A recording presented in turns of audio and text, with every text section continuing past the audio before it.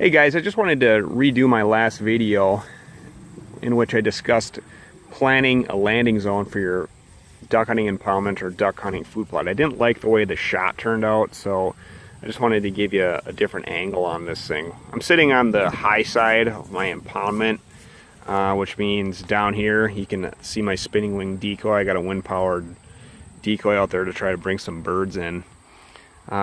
But anyway, that's the deep spot of the impoundment down there. There's probably 16 to 18 inches of water on that end right now, but you can't see it because I got such a bumper crop in here. Again, I planted Guide's Choice, which is a mix of Japanese millet and sorghum, which is also known as Milo.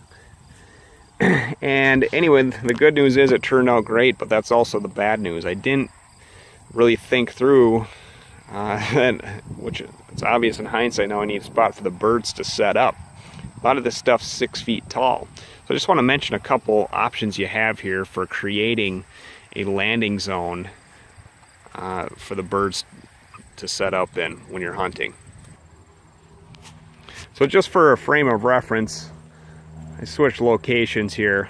I'm standing on the very side of the food plot where the crop is particularly tall and thick. And I just wanted to show you, here's my dog. That's an 80-pound Chesapeake. And again, you can just see how thick and tall this stuff is. Hey, sit. Good girl. So pretty incredible. Just for a close-up view, this is the Japanese millet here. That's probably 98% of what you can see in the impoundment. This is all the millet.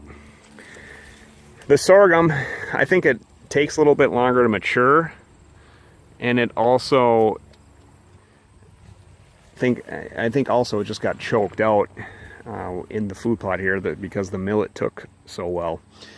But anyway, what are you supposed to do if you're planting something like this that grows tall and thick, like millet, sorghum, or corn even? Here's a little section where the wind kind of blew a little bit of this down. But you really have three options. Number one is if you have access to farming equipment, you can cut a couple strips through your impoundment. And of course, wherever you set up your landing zones, your holes, you want to be cognizant of where you're going to set up your blind.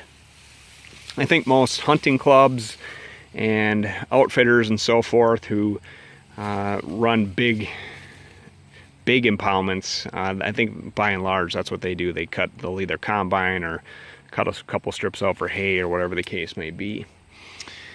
Anyway, if you don't have access to farming equipment or easy access to it, which is kind of my case here, you have a couple other options. I hunted a flooded cornfield in South Dakota last year, and what they did was they just had some deeper holes in their impoundment that were probably 3 to 4 feet deep. And I think the way that works is basically these deep spots in their impoundments, they're never able to fully drain them. So there's always water, and therefore vegetation never gets permanently established. So in other words, it just keeps an open hole all the time that the birds can use to land. So that's another option.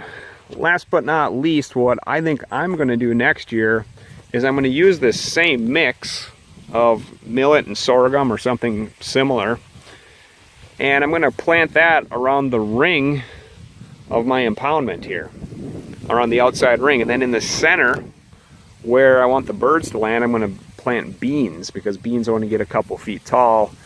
You know, and I plan on pumping 18 to 20 inches of water in this thing.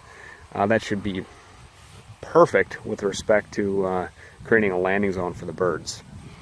So anyway, those are a couple of things to think about when you build your own project. Of course, you know, one thing when you're planning a food plot, you also got to be cognizant of the federal regs. You can't manipulate crops for the purposes of hunting. You can use what they consider normal farming practices. I'll save that for another video, but if you got any questions about that, I would reference you to the U.S. Fish and Wildlife Service's website. They have some pretty specific language around those items. But anyway, I hope this is helpful to others. This is my first year, my first attempt at this. I've learned a lot, and anyway, duck hunting's a couple weeks away, so look forward to it. See you next time.